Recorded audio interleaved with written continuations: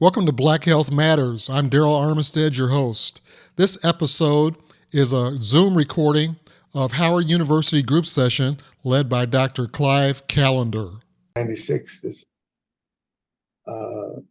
progression of our efforts to have minorities become aware of the need for organ donation in life and after death. Since 15 people die every day because of this shortage of donors, it's important that many of those 15 people are people of color. And so we have a responsibility to do the best we can to get that number down to zero, and we can do that by increasing donors and also by decreasing the rate of end-stage renal disease by adopting healthier lifestyles and exercising, meditating, and doing those things that are necessary. So we have featured, of course, National Minority Donor Awareness Month, but also AMAT, which is an organization that has been in existence, I think about a year after we started, MOTEP started AMAT, which is the Association for Multicultural Affairs Transplantation. And it offers education opportunities and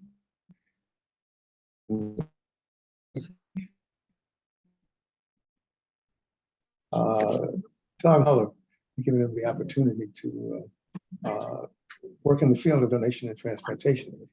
This caters pretty much to those people working in transplantation, whether they're volunteers or paid or whatever. It is supported by the network of organ sharing. It's made a difference in communities across the nation. And this newsletter just talks about that. And then, of course, one of the things that many people aren't aware of the different MOTEP sites. And this then is the MOTEP site that we have at George Washington that we work along with Ron George Paul Center to educate about kidney disease, to have screenings recognizing that the first sign of kidney disease is protein in the urine, getting blood pressure screens and also protein screens. And if we find they're positive, we get them referred to physicians, usually nephrologists, so they can prevent their early renal disease from progressing to end organ failure, which requires kidney transplantation or dialysis. And this kind of talks about our efforts that we have about probably about 2 events a week that go into the community and educate about the need for preventing the need in the first place, and also how to become an organ tissue donor. And so those were the 3 focal points of the newsletter that was done for this month. Any questions or comments about it? I have a comment, Dr. Callender, and good morning, everyone. It would really be helpful to pass this newsletter on. I mean, this is a great vehicle for information about MOTEPs. So, don't just keep it to yourself. Pass it on to your friends, your family. And I guess we all do that anyway, but okay, thank you. Keep doing it. Yeah. Any other comments or questions? Yes, good morning, everyone. Is there any way we can get the newsletter? Yes. Yeah, I can have it mailed to you. Oh, okay. Okay, very good. You can also copy it right out of your email. I mean, right off the screen. Oh, okay. I'll Let's try see. that. It was that it should have been in your email. If not, I didn't see the email this week. Okay. Oh, All right. Should have received 2 of them. Let's see. okay, let's go to the next one. This is an article that talks about how heart transplant patients are doing so well, and how there have been 560 pediatric transplants, and then of course ventricular assist devices to keep people alive until they receive a heart transplant. We just lost a good friend of ours, John Robinson, who had heart disease, but was unwilling to have a ventricular assist device or transplant, and therefore died of heart failure. But this is available to people at many ages. And it's just recently that it's really been available for patients who are 65 or older. That's early on. If you were older than 50, you couldn't get a heart transplant. That's changed dramatically since that time. But the thing about that this article is expressing is the fact that because of the success of heart transplants, you have people who have hearts as children and live to be adults, and they are thriving, not only surviving, but are thriving. And so the miracle of transplantation, which is now evident for hearts, livers, kidneys, small intestine, pancreas, livers, is now something that allows many more people to survive than ever before. And so it's important as we talk about our efforts for this month that we recognize that in life and after death, I think John Buchanan is a role model in the sense that he is going 100 blood transfusions, which is a type of transplant, probably the commonest type.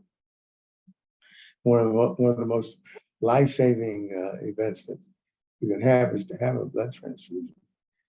And it saves so many lives, it's countless. But the fact that we all believe, and many of us believe in Christ, recognize that he came and gave his life so that others might have a second chance at life. And similarly, leaving organs and tissues in life and after death gives others a second chance in life. One of the most exciting things that you can do is to be a live donor. The most interesting thing about live donors is that they have such a improved quality of life psychologically as well as other ways after they've done this wonderful gift of life. So it's a miracle that has produced and saved many lives and given quality of life to many others, because one donation after death can save 8 lives and enhance the quality of lives to another 40 people. So that's food for thought. But this is a good example of something that was not possible. First heart transplant in 1968, and now we're talking about thousands of transplants done since then. And, what great benefit it has been to mankind.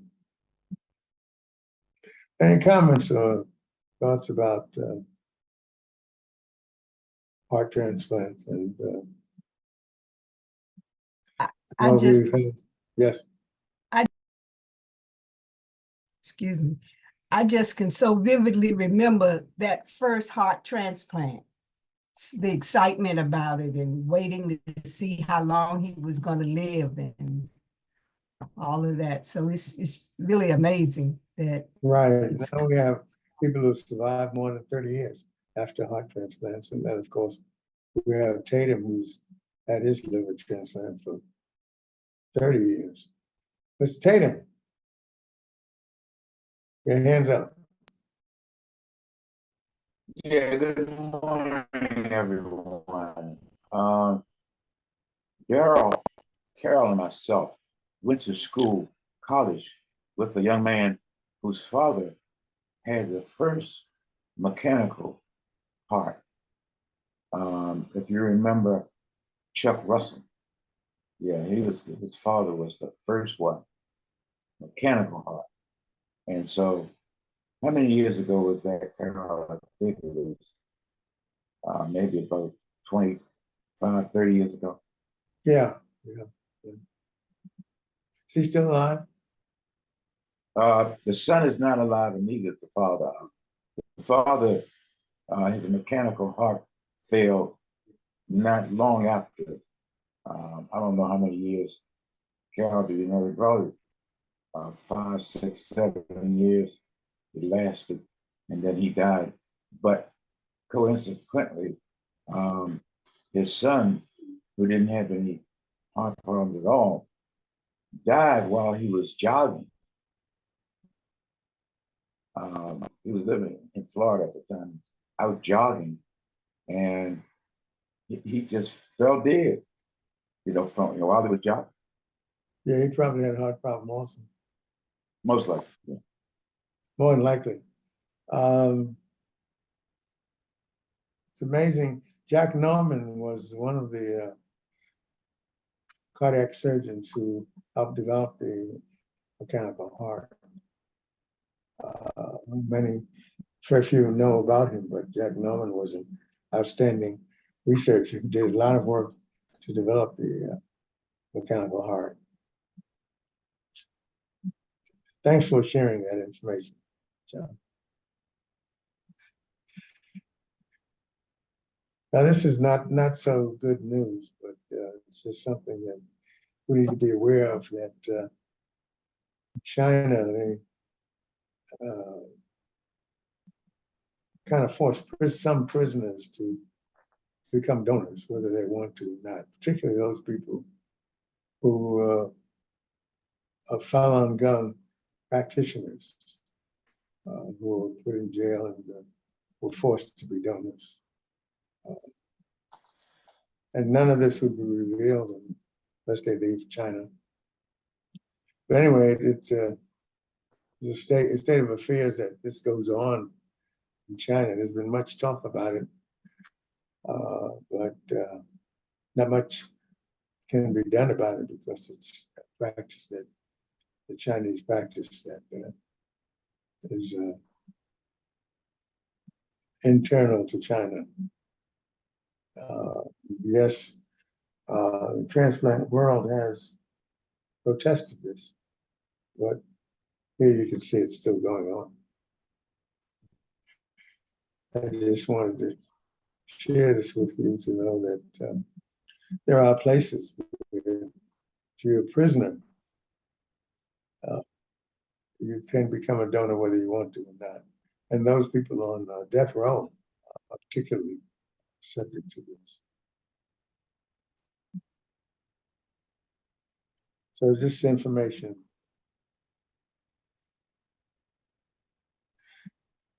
Dr. Callender, it's a coincidence that I think China has the largest population of any ethnic group in the world. Right. Mm-hmm. And so if they're getting all these transplants, they're just going to just continue to recycle themselves. And they're going to continue to be the most populated country in the world. Mm-hmm. Yeah. Any other comment about this sad situation?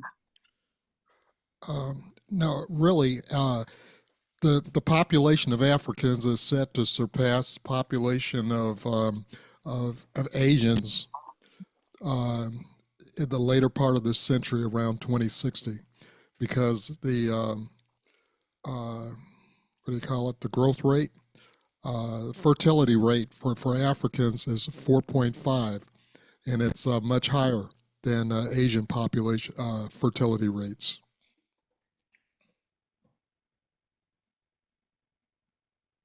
Any other comments? I have a question.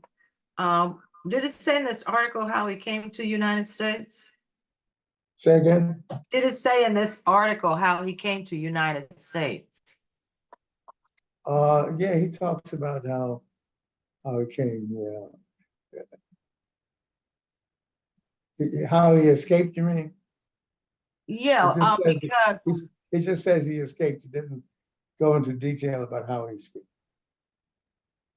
okay, because United States, we're talking mainly about, okay, South America, Mexico, and et cetera. And they're talking about allowing convicts in and everything else like that. And we know United States discriminate, but he was in prison in China and then he escaped to United States. Well, he was, okay, after he got out of prison. Right. Oh, okay. So it's the thing, if you were in prison in another country and after you get out, then you can come to the United States? Well, after, I mean, you know all about immigration as most of us, that there's illegal and illegal immigration. So people come over all kinds of ways, illegally, illegally. And it doesn't detail how he managed to get here.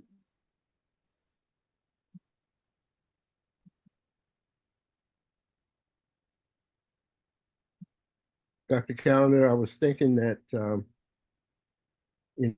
was wondering why he was in prison in the first place. And that's because Yeah, for his religion. his religion, his religious belief. Falun Gong practitioners, for some reason, are often incarcerated. I don't know why that is in China, but that is something that is particularly unique for the Falun Gong practitioners.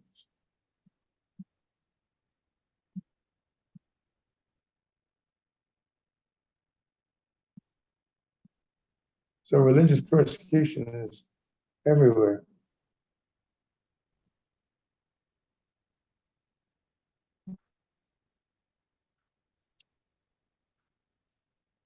This is an interesting new development that there's a way of delivering drug directly to the brain by going through the nose.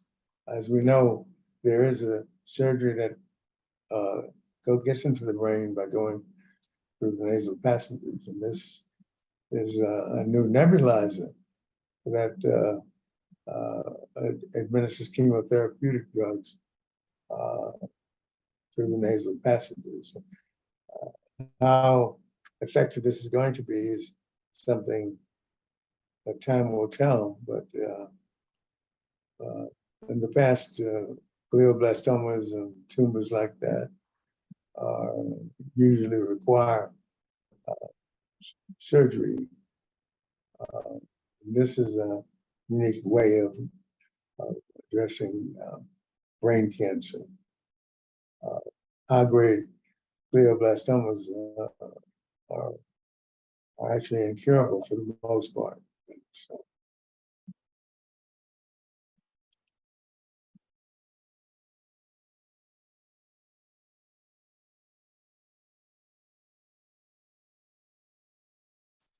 it's going to be interesting to see how this long-term effects of this, because up till now, there's been no successful treatment of malignant glioblastomas. And this nasal spray may, if it's effective, be a way of increasing survival. Time will tell. It's early on, but the fact that you have a way of doing it without surgery is something new, just to let you know that keep you updated with some of the most recent advances that are occurring in medicine.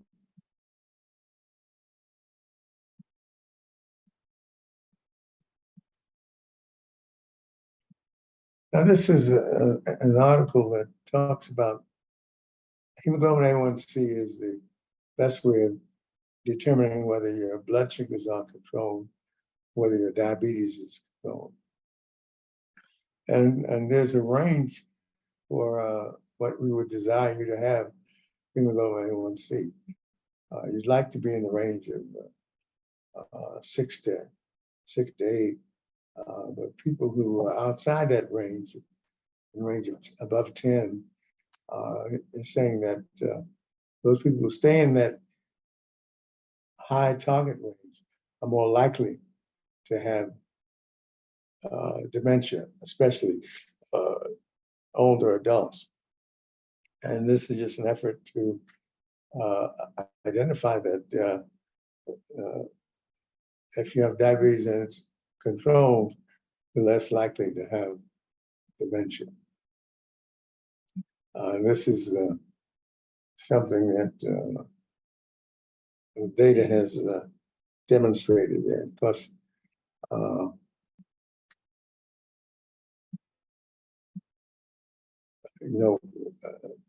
most of the diabetics who are over 70 usually have type 2 diabetes.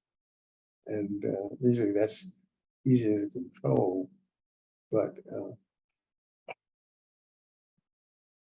still, there's still patients who, because of the fact that if you take too much insulin, you get hypoglycemia, which is also lethal.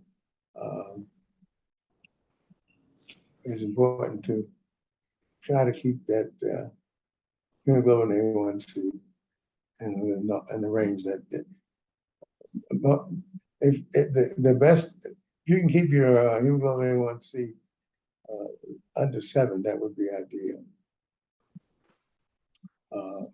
Recognizing that if you have a hemoglobin A1C greater than 6, then you're diabetic. But we do have some patients who have hemoglobin A1Cs ranging from 10 and above. And those people in those target areas are more likely to have dementia. So the bottom line with diabetes as an area is having it controlled is better for your health in all ways than not having it controlled. Dr. Calendar, I think you just answered my next question. The HB, that's the hemoglobin? Hemoglobin A1C. Okay. And that's a test that is the best way of following whether or not your blood sugars are in normal range. And if you have a hemoglobin A1C that's greater than 6, then you're a diabetic. Most diabetics, you want them to keep it under 7, but we have some diabetics who do not stick to the diet, and they find it with hemoglobin A1Cs that are in the range of 10 to 12. And those people in that range seem to have more likely to have dementia than others. In terms of blood sugars, probably it's good to know your cholesterol level, good to know your hemoglobin level, and it's good to know your hemoglobin A1C, because as those are health metrics that one should know about themselves. Now, traditionally, people will say my blood sugar is 100 or less, which is normal.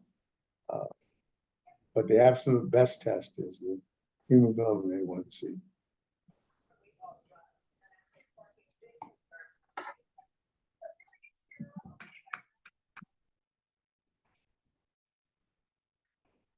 Now, what we're seeing with COVID is kind of alarming, that we have more COVID now than ever before.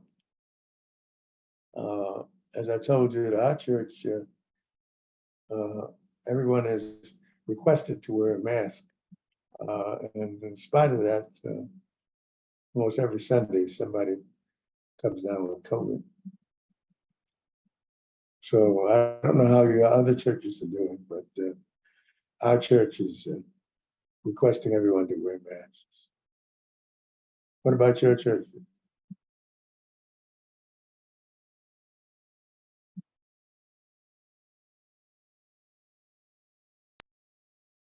None of my churches, and I'm affiliated about 3 or 4, none of them wear masks.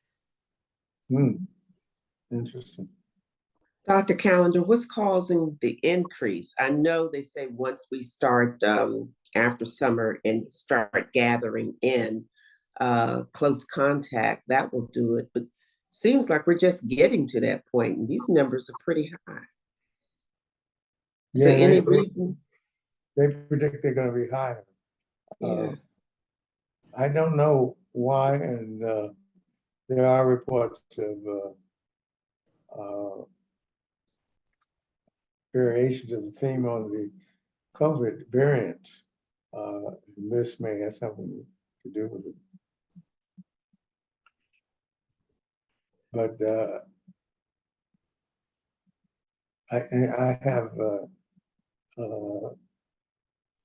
talked with about 10 people who've been COVID positive.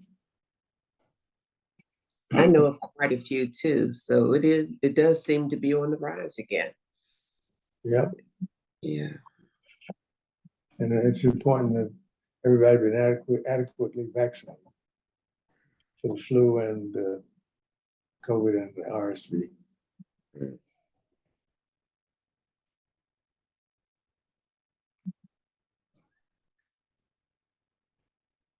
This is interesting. You look at the different regions they have.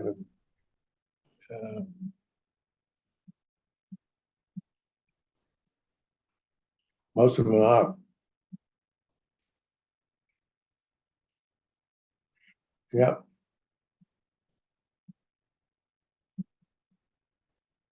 Looks like region 5 is the highest, I guess.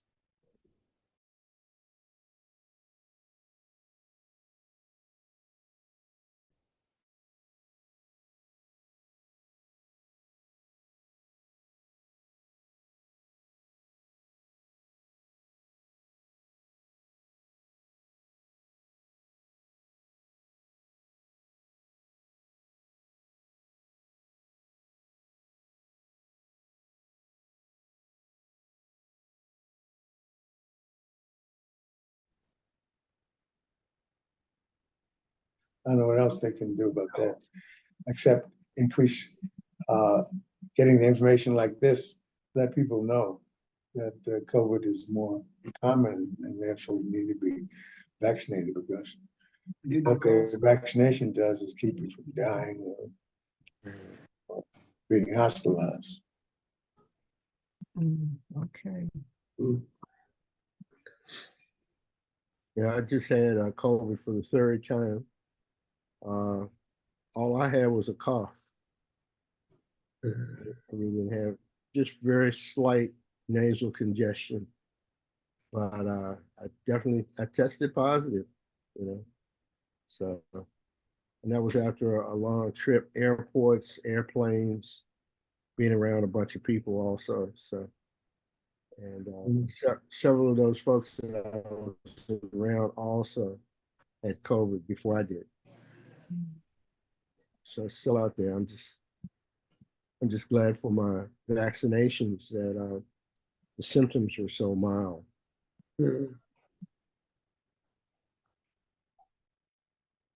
Sylvia? Yeah, Dr. Calendar, I had received a text that they were talking about this COVID was more serious than the previous, and you wouldn't have any symptoms. Now, my husband's been he I guess caught a cold or something.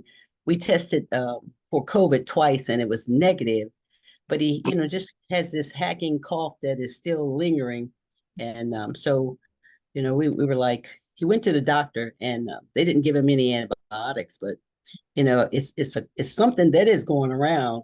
And he had a friend also who had told him that he had the same symptoms where he had this hacking cough that he couldn't get rid of. So I don't know what this, and the email I had got, someone had sent me saying you wouldn't see any signs of fever and all that. And so they could have COVID and you just don't know it. Mhm. Any other comments about it? Yeah, I had another one when back in the day, I think when I first had it, went to Kaiser, and when they gave me my test results, they tested for not just COVID, but for flu, different kinds of flu, different variations of COVID. So if they go to the I don't know if the hospital has it, but the doctors now, their tests are much more thorough, and the variety of different viruses and bacteria they can pick up. So that's what I would suggest if they haven't done it yet already. Thanks. And antibiotics don't help viral problems unless they are complicated by bacterial infection. Also, I think I told the group that I took that Paxlovid, which gets rid of the COVID. It's pretty miraculous. After 2 days of taking it, I was testing negative. So I said, highly recommended, even though there's some side effects to it. It's like a pretty nasty taste or metallic taste, but it worked, definitely worked. Any other comments? Now, let's go to the next one. This is an interesting look back over the consequence of childhood vaccines. And they calculated that it's prevented 1.1 million deaths in the United States over the past 30 years, which is remarkable. How vaccines have kept so many of us alive who would otherwise have died. You have the certain number of people who recognize that there are side effects and complications of vaccines, and some of those complications keep people from actually getting vaccinated. And this is the other side of the story. That so many people are still alive today because of their vaccines. Excuse me. Any comments or thoughts?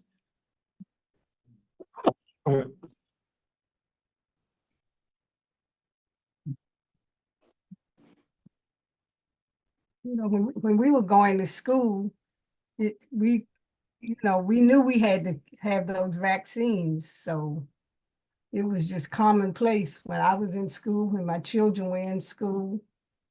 So I'm sure it had to have saved lives because we took them without question.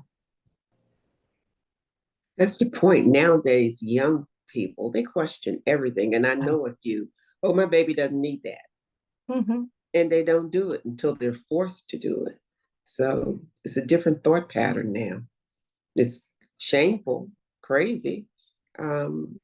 By not doing it doesn't mean that your child is protected. And then when something happens, they wonder why. Mark? Part of the reason why people are not doing it in mass are the conspiracy theories that are going around, and the doubt that that is being spread about the usefulness or the efficacy of these vaccines and such. Not to say that it's right or wrong, but I'm just giving some reason why it's not being done in mass, or it's not as commonplace anymore as it should be. Any other comments about? I think the data is pretty clear that it saves so many lives. Mhm. But yet there are still, even if you have a complication, 1 in 1,000 patients, that one person, that kind of affects that whole family. Mhm. And so, and yet the complication is still maybe 1 in 1,000, or maybe 1 in 100,000. But to that one family, that becomes a major obstacle.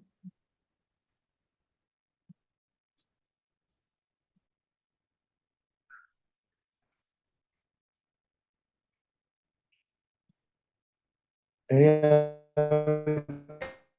other questions about the vaccine?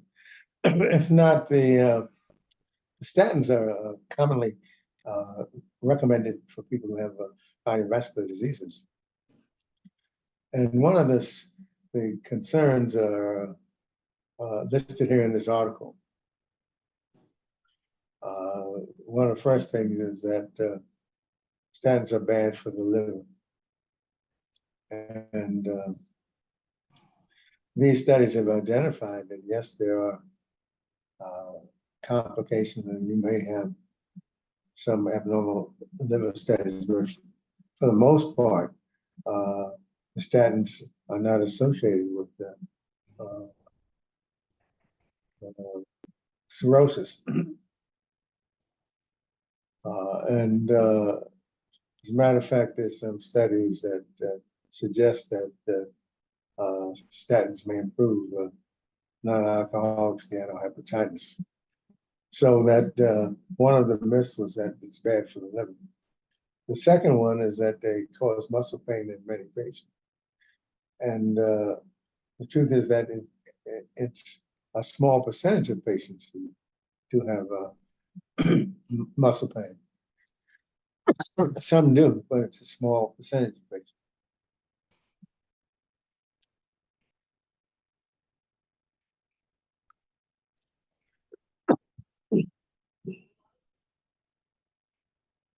The data suggests that people with cardiovascular diseases, statins are very helpful. I don't know how many of you are on statins, but it was very common for cardiovascular doctors to put patients on statins after the age of 40 to decrease the likelihood of development of cardiovascular diseases. And that has not changed very much. Very different to what has happened with aspirin, whereas aspirin is not recommended if you don't have cardiovascular disease. And if you have cardiovascular disease, and there are concerns that you might have intracranial bleeding, and so as a consequence, the role for aspirin in this situation has changed, but the role for statins in this situation remains something that is commonly recommended for patients with cardiovascular disease. Any comments about this? Because this is a commonly used type of therapy for patients who have cardiovascular disease, and as you age, you have more comorbidities and more cardiovascular disease.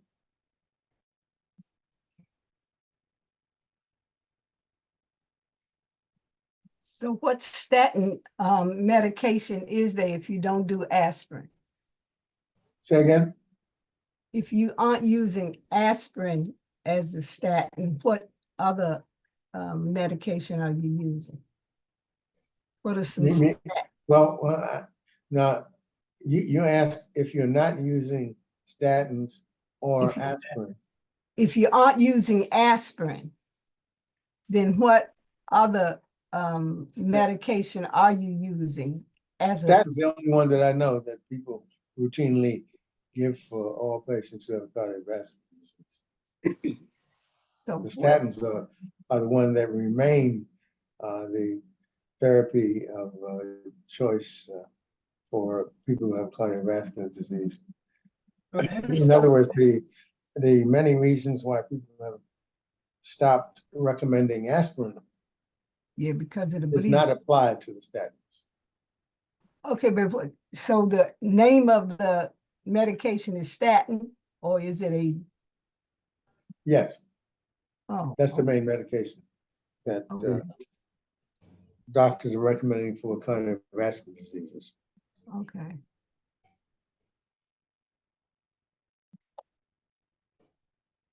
There's a litany of articles which talk about the fact that aspirin should no longer be recommended for patients with who don't have cardiovascular disease. And they recommended limiting its use for those patients who have cardiovascular disease, whereas the statins remain to be recommended without many people suggesting that you not use the statins.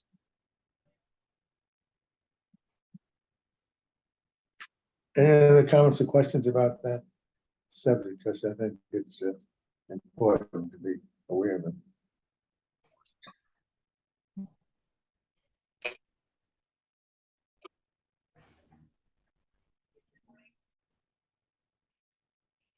Now, osteoarthritis is one of the close friends of aging process. And you heard us discuss this last week, talking about the importance of exercise and weight reduction as being therapeutic. But for those who don't do that and then still have osteoarthritis, there are many medications that have been used over time. And this is methotrexate is a drug that has been used in the past and has been found to be helpful for some patients who have osteoarthritis that does not respond to the previously discussed methods.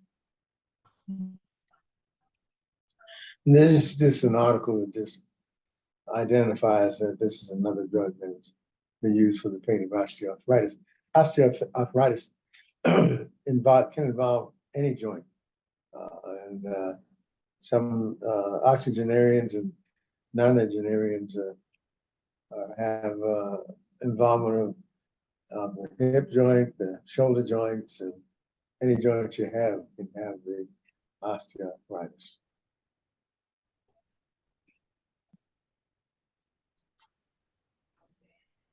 Any comment or any questions about the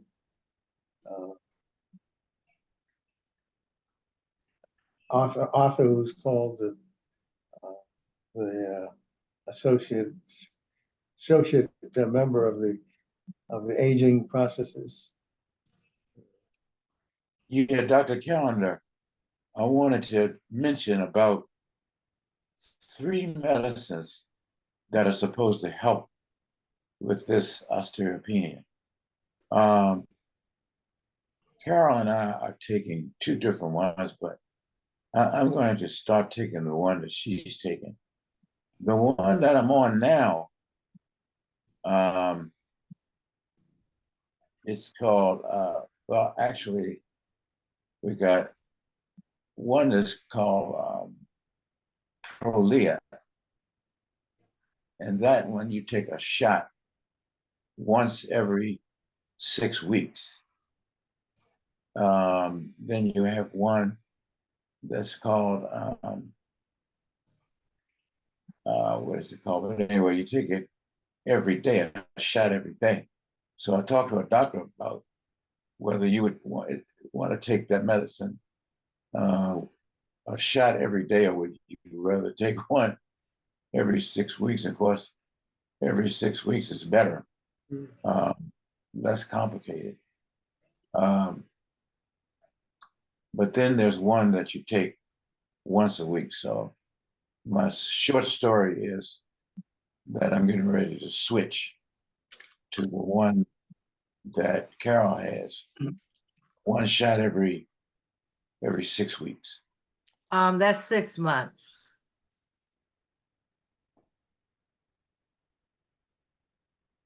You said every 6 months? Yeah, 6 months. And it's called Prolia. Yes. It And strengthens the bones. repeat. And then there's one called Forteo. And the Forteo is the one you take a shot every day. Are those just for osteoarthritis or for something else? For bone density. It's not. Yeah, that's different. Okay, Yeah, it's different. that's different from osteoarthritis. Yes. That's for osteopenia. Or yeah, okay. Yeah, those medications are for bone density. Yeah, osteoporosis. Right. Osteoarthritis is very different from osteoporosis. Dr. Calendar, Osteoporosis is a consequence of many things. Aging is part of it, but of course, steroids is one of the commonest associates for osteoporosis and osteopenia. And so people who are on steroids are very prone to have that. And that's why bone density and bone densimeters are recommended if you're on steroids. John Buchanan, you had a question?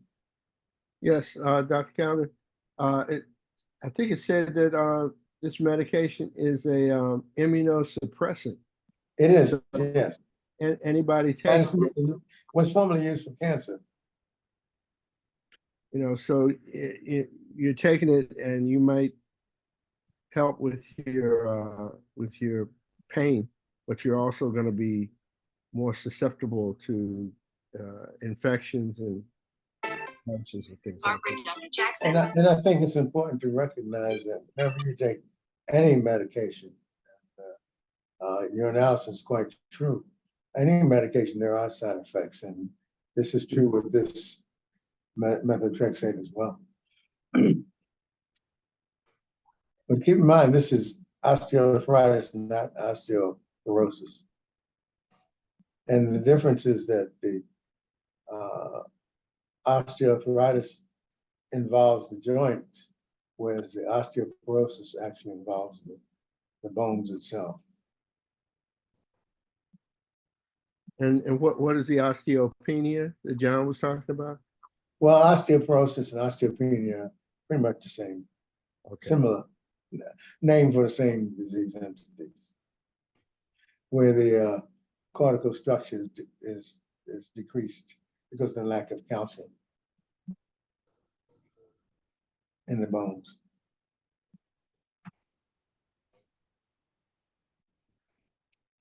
Next slide, please.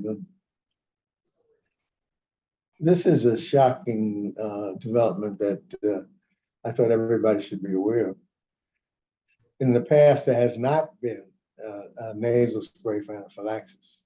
As you know, you had to go to the hospital, you had to have EpiPen and those kinds of things, and now they're approving nasal spray for anaphylaxis.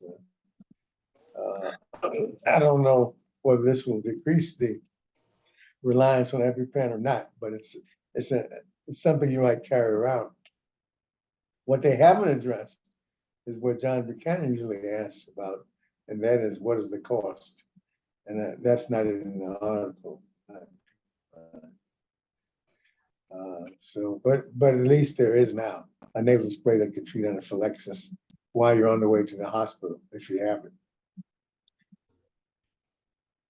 Anyway, this just happened, so.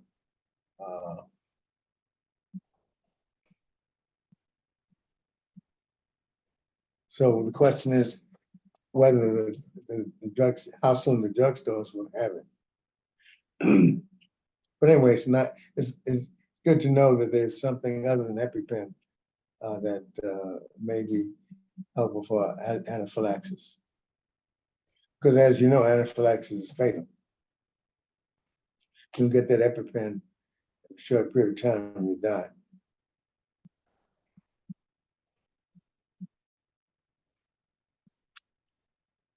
Okay, no comment. Next one, then, please. For those who use a lot of cannabis, this information that if you use a lot, it increases the risk for head and neck cancer. Cannabis is now used for many reasons, including pain and appetite, and a number of reasons. But this is only talked about those people who take it in excess. You may ask, what is an excess? What is excess? I'm not sure that it's defined, but there is a much more increased use of cannabis now than ever before, because we know it was used for glaucoma, used for pain relief, and also for appetite and other things. And so there's just that using it too much results in increased incidence of head and neck cancer.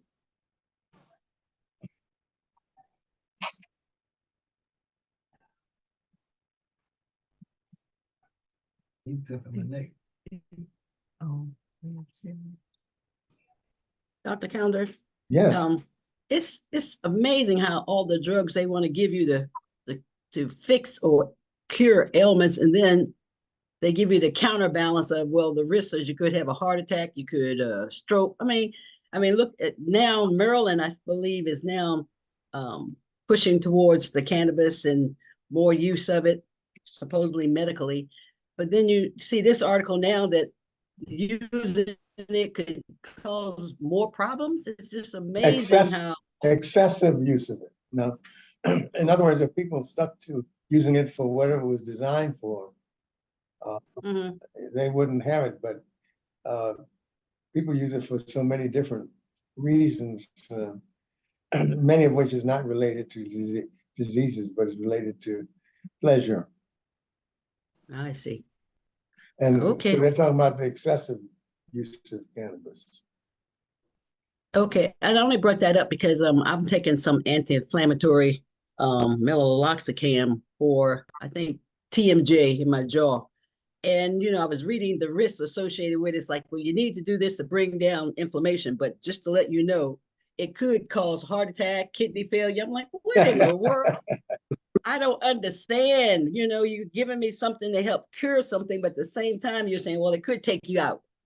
Well, I'm gonna tell you something. If you look at the PDR, which is physician desk reference, for any medication, you'll be alarmed to find the many side effects of all of the medications.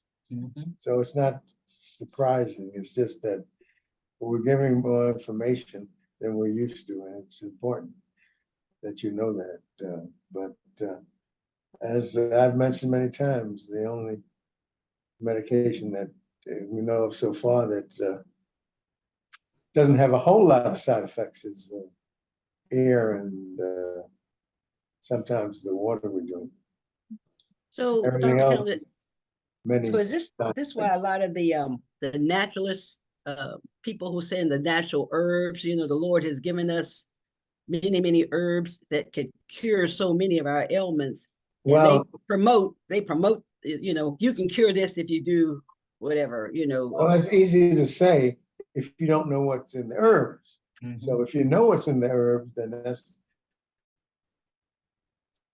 something. But a lot of times they don't know what's in the herbs. And so if you don't know what's in the herbs, you don't know what you're taking.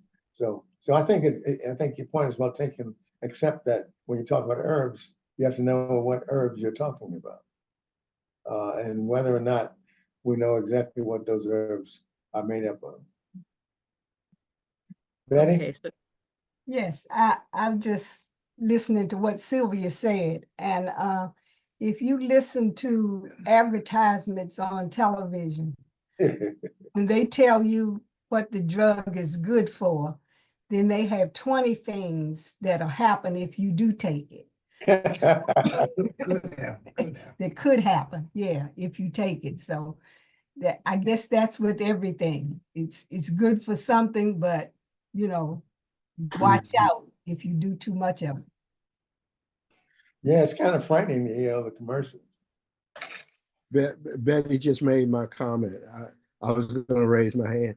Every single one of those commercials is supposed to be helpful, Oh, by the way, there's a chance that you could die from taking this medication. You know, Yeah. heart attack, stroke, whatever. You know, That's exactly right.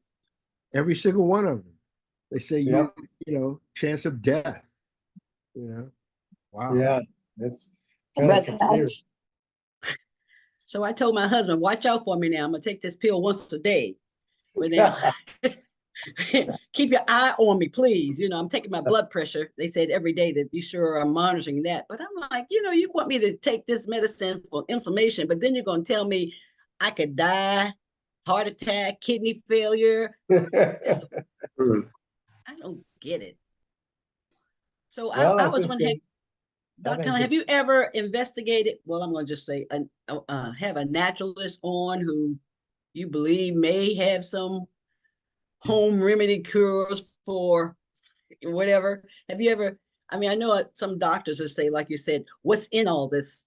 But is there anybody or anyone that you've seen or that may have, I guess, may have an approach that could cure some of this stuff using their, I'm gonna say concoctions, herbs or whatever. well, but I guess my comment is you have to know what the herbs are. Even there's nothing. Uh, I think one of the most important things that Louis Sullivan did was to require quantification of what's in everything, so that you know what you're taking.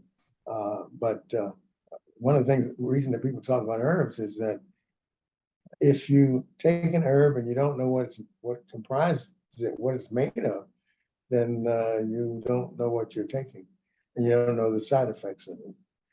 Whereas the other medication, at least you know the side effects, so you can say what it is. So herbs in itself are okay if you know what the herbs are made of and what they actually are. So the so-called natural drugs may not be so natural.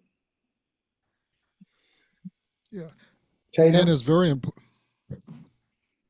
Go ahead, Darryl. I'll go after you. Okay. It's very important to let your doctors know what type of herbs you're taking because they might conflict with some of the medications that you've been prescribed. John? Yeah, that's what I was going to say. No, just kidding. My question is, what also complicate things is that the side effects affect people different. So they have on the label that you could get kidney failure, you could have heart trouble, you could have this, you could have this. But everybody is different. So that means that some of these side effects is true for some people, but not true for other people. So that really complicates things because every medicine doesn't affect every person in the exact same way. Well spoken, Dr. Perez. In fact, there was I guess now it's close to 20 years ago, a group to look at what we now have, which is direct to consumer advertising. And there were a lot of us who really fought against Big Pharma doing this because they have the commercials. And I mean, you can see some commercials that millions of dollars have been poured into where you almost want to have non-squamous small cell carcinoma because you're bound to find a lover. You're definitely going to, walk on a beach and have fun with your grandchildren. These commercials around medication um, are doing just what they're supposed to do, enticing you to take this medication. And often you don't have the knowledge to know how effective this medication is. And we oppose direct-to-consumer advertising. You see, this is something that's only been in the last 10 years. Most of the advertising was directed to the prescriber, your physician, your health professional. And now they're going to you. So patients are coming in saying, I want this drug or that drug. And the reason why all of the complications and the risk factors are out there is because they've been sued. Yep. Yep. So if true. you take something, all of the risk factors have been, laid out there for an aspirin. You could bleed to death. So they feel comfortable. But most of the time you don't have enough knowledge to make a decision about a medication. So I think it's one about the information that's available, but two, is that really informed consent? When you were talking about osteoporosis and osteopenia,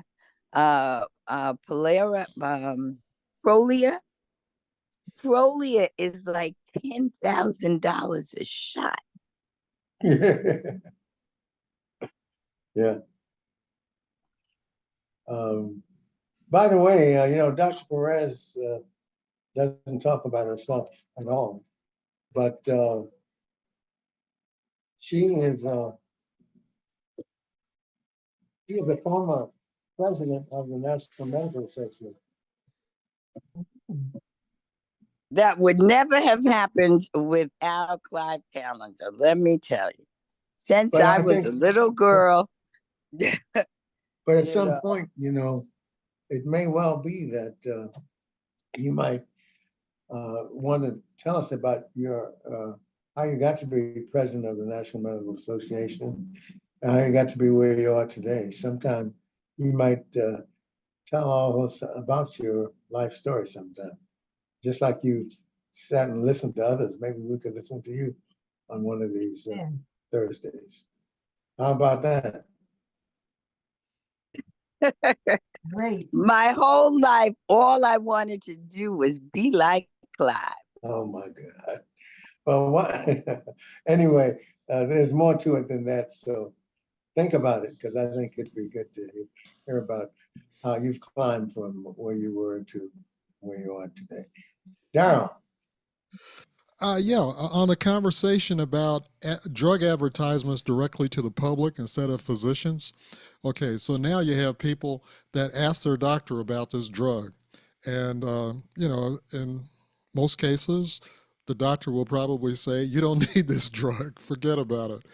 But there's a new phenomenon that's going on too, because whatever drug it is, say if your doctor turns you down, you can go online to purchase that drug, and now you can get an online doctor visit with a doctor that will prescribe that drug for you. And it's usually just a few questions online, like, do you have any allergies? Or what other prescriptions are you taking? But there's no physical examination. And so that doctor writes a prescription, and your drug comes in the mail. And I thought I'd throw it out there because that's extremely interesting and dangerous. I'm glad you mentioned that, because that is becoming more and more common. And it's dangerous. And dangerous. Every one of those commercials say, ask your doctor for this medication. It said, that's what it says, yes. The other thing that it always says, and how could you possibly know if you don't have a medical degree? They tell you, if you are allergic to this medicine, don't take it. Now, how are you going to know? You're not a doctor. Well, John said, no physical exam, nothing. And so that takes them off a hook. That's like a disclaimer. If you are allergic to this medicine, do not take it. Betty, you got a comment? Yes, I want to go back a minute to Dr. Perez again. Dr. Callender, you do the booking for our speakers. So why don't you just book your niece? as one- Okay, all right. Thank you, Betty. I'll take your advice.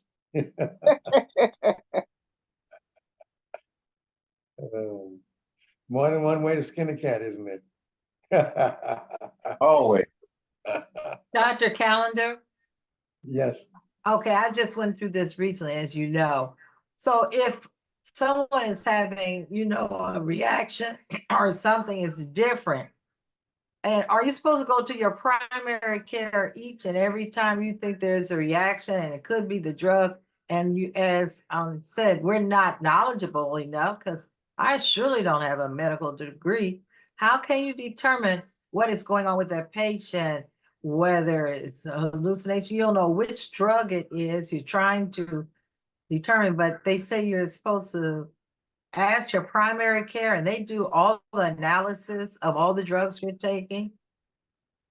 Well, my advice is this, that if you put on any drug and you then get a reaction that you didn't have before, you should stop that drug and call your doctor and let them know that you have a reaction and you need to be advised as to what you should do.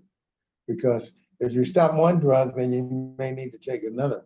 But the issue that is couched in what you're talking about is the issue that how available is your doctor when you need him after you recognize that you have something that you had not had before.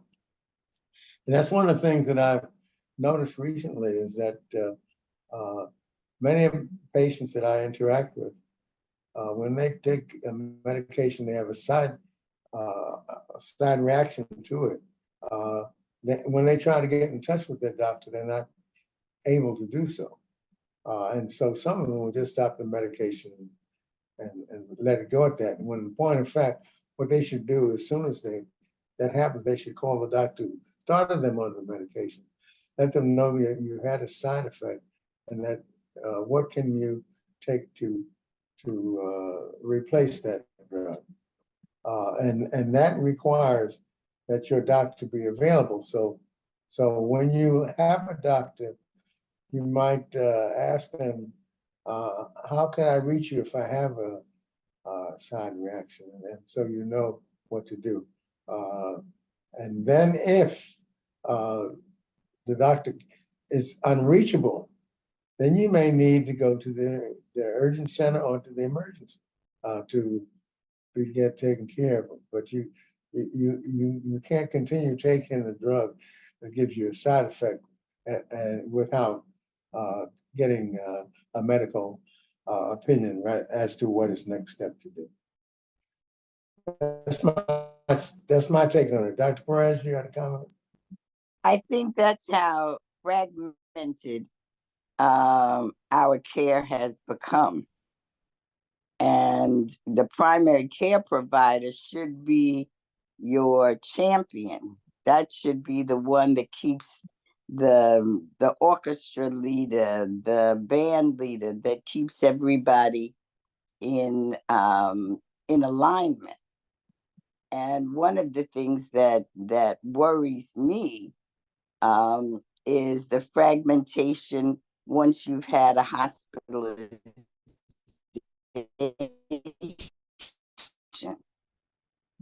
Often, 20 years ago, your primary care provider usually followed you in the hospital, even if you saw a specialist while you were in the hospital. But now you have a hospitalist, a doctor when you're in the hospital, that often changes medication. You leave with a new set of drugs. You go home, you're taking the old drugs, many of them duplicative. So now advocacy as a patient is much harder, but critical. Oh, Because I advocated for people who've come home from the hospital on medication that is in the same class as medication they had before. And when they leave, part of their discharge instructions is to see your primary care. But now, often to get in to see a primary care provider can take 4 to 6 weeks. So we have pushed access, but we don't have the professionals, the health professionals, the physicians to be able to follow up. And if you have a doctor who is receiving any compensation from the Centers for Medicaid and Medicare, they have to be available to you 24/7. So well, if they're not available, they should have somebody you should be able to reach. Now that's the law. Whether we follow the law or not is different, but that is the law. well, that is the problem that Carol is facing.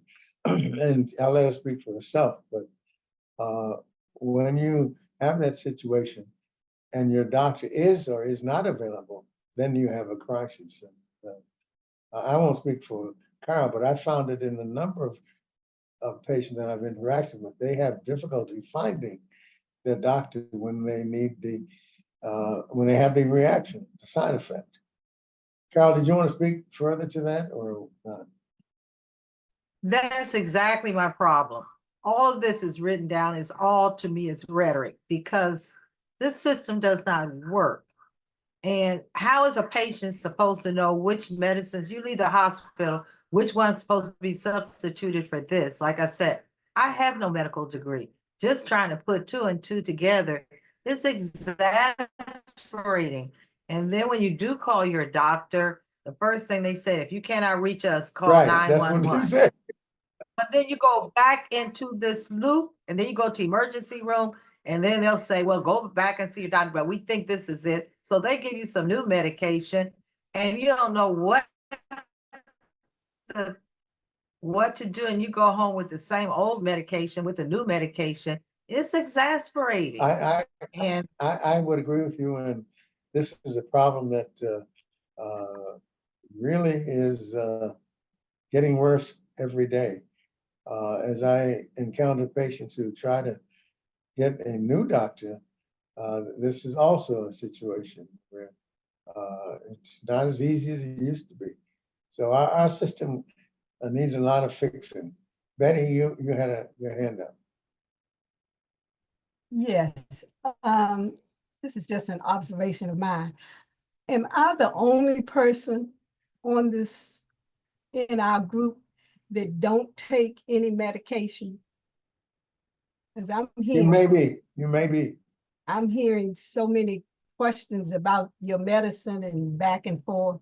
So I'm just wondering if I'm the only one that don't take any prescribed medication. You may be. You are blessed. Right. Yes, I am. I agree with that. I am, because my husband has a tray in the morning full of drugs and a tray in the evening full of drugs. Prescription. Well, you're blessed. You're So- blessed. John, did you have your hand up? Yes, my primary physician requests every time I come to see him to bring a box, and it's a box now, of all the meds that I'm taking, even the supplements, even if I take supplements. And I was kind of surprised. He said, okay, you don't need that glucosamine chondroitin, you don't need the fish oil, you don't need the chlorella, you don't need these other things. And I think that's a really good way to monitor what's going on with your medication. Every time you see the doctor, every time you go into the hospital, bring all your meds with you so they can determine You know, like what Betty was saying, if you go and get a medication that could be contrary to, or has a negative reaction to one you're already taking, you can prevent that if you take all your meds with you. Well, Well, I think that you're fortunate in that you have a very responsive physician. It sounds as though Carol, as well as many others, aren't as blessed as you are, and they don't have that kind of primary care doctor that is accessible. But in the event that you don't have that, then you have to go to the urgent care center or to the emergency room to find out what you should do about your medication. Because it's not okay for you to find out you have a side effect and continue to take the medication, because that will harm you. So so even if you have to go to an emergency center or have to go to emergency room, that's better than continuing to take the medication and giving you a side effect. But And now, yes, go ahead, Janice. I'm sorry. Nowadays, everything is so automated. I have a primary care doctor who I truly love, and he makes it very clear to me whenever I see a specialist, another doctor for anything, he gives me a stack of his cards. Make sure you take this with you so that they can transfer the information to me. And it works well. In a couple of weeks, I'll go see him, and he sits there with that laptop, iPad, whatever. And he tells me more about myself than I know. I'm not techie. And nowadays, when you go to a doctor, they give you this piece of paper, log on to the portal and get your password and do this, do that. And I don't do all of that. I'm seeing a different doctor now, and he did a test/procedure, and it's been 2 months. And I called a couple of weeks ago. Wait a minute, I never heard back from the doctor. What was the results? Oh, that means you're good. No, it doesn't. It means I want to talk to him so he can tell me what exactly he found. So I have an appointment in a couple of hours to see this doctor whose nurse says it means you're good. But what I failed to do was give that office that little card. So I'm looking at my card now to give to that specialist so that they can be sure to have that information in the system. Because when I see my primary care doctor, I mean, he goes through everything. And we have a good relationship, and I love it. I don't know what I'll do without him. He's good. Betty, you have another comment, or is that the answer? Yes, I was just going to say that, as you heard me say, my husband has so many different medications, but rather than put them all in a box and take them to the doctor, I have written them down. He has a typed list that he carries with him at all times to tell what his medications are, what they're for, how many milligrams when he takes them. So whatever doctor he sees, he can present Medication yes. letter, which is yes. what Yes. So I just which say allows you to take that to the doctor. yes. The medications, yeah. That's another way of handling it. Yes. Say, Darryl? Yeah, on the question of being able to reach your doctor when you need one, I just did a Google search and it says that older doctors tend to be more responsive than the younger ones. So that's been my experience. I have a primary care doctor who's very responsive, but he's about my age. So I'm just wondering if people on the group, if you can't reach your doctor, do those tend to be younger doctors? I'm afraid you're right. Lucille, I'm sorry, Dr. Brass. Lucille's fine. I think just about everybody has a cell phone. And I know it's difficult going into the digital age, but having the list of your medications and the amount typed out is very, very important. And for iPhones, you have a medical emergency. so that if you're unconscious, they will be able to pull up your medical information and spend, schedule time in your day or a day to write all of your medications, all of your known diagnoses out so that that information is available. It's worth the time. Let me have a comment on a subject that is dear to all of our hearts. Quick question for Dr. Perez. Is there an app on the iPhone where you can store that information you're talking about? Yes. And you can put your emergency people. It's the health app. I know Okay. it's there on iPhones. I'm not sure about Androids.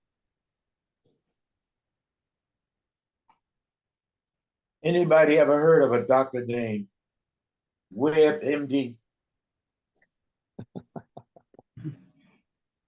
That's funny, yeah. No, y'all haven't. Well, anyway, WebMD, all you have to do, you get having a problem and you don't understand something, you're having some symptoms or something, just call WebMD. Yeah, I've heard about WebMD. I've heard that if you have a small symptom, he'll end up telling you that you're dying somehow. Yeah, very good. And an additional comment, if not, we'll go to the next article, which suggests that women face greater allergy from household cleaning product use than men do. Of course, some would argue that they don't clean anything, so they can't be exposed. But this is something household cleaning products can cause all kinds of issues. And I guess you folks in the audience can address this more than I, because I don't, although I have sinusitis and bronchitis, I don't do much cleaning, so I don't know much about it. But what are your comments about it, Dan? Do you notice that you have problems with the compounds you use to clean off other substances? I kind of use basic cleaning. I don't like the smells of all the different types of stuff they have out today. I just sort of use basic cleaning things, old remedies. I don't even use much ammonia. It's just, or Clorox. I just use simple stuff. Soap and water. Basically.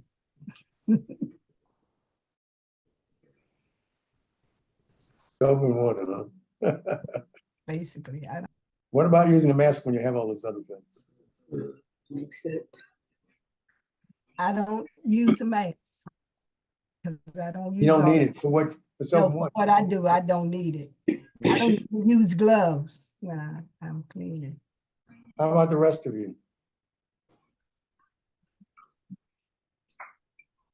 What's that? I use Yeah, rubber all gloves. that stuff, really and truly, like even hand sanitizer, they said just soap and water works better.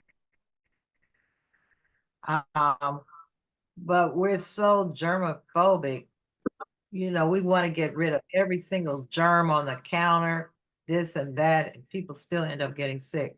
But the sprays, I think they have almost eliminated the sprays, especially in the aerosol cans, because they said, that puts more toxins into the air and all of that.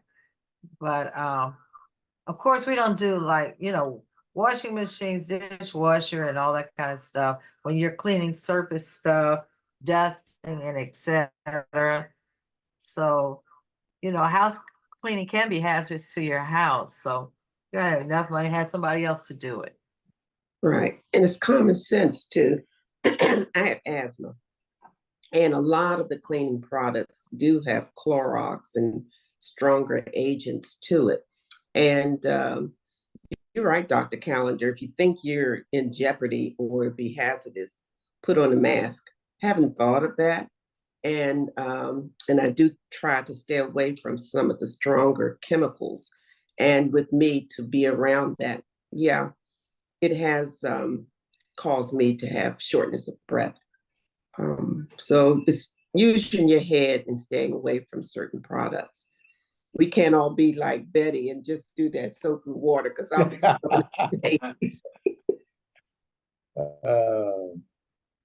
Okay, well, I think that's I've started making a lot of my own surface cleaner and hand soap. And at the beginning, it was more expensive, but I'm now into my second year without having to buy anything and using tea tree oil, essential oils, lavender, and it's become kind of a hobby. And I started because a good girlfriend of mine had a lot of respiratory issues, and I made it first for her. It's very simple. I started giving some of it away for Christmas presents to some of my friends who have respiratory issues, and they love it. It's cheap. That okay. can be Well, part of your presentation.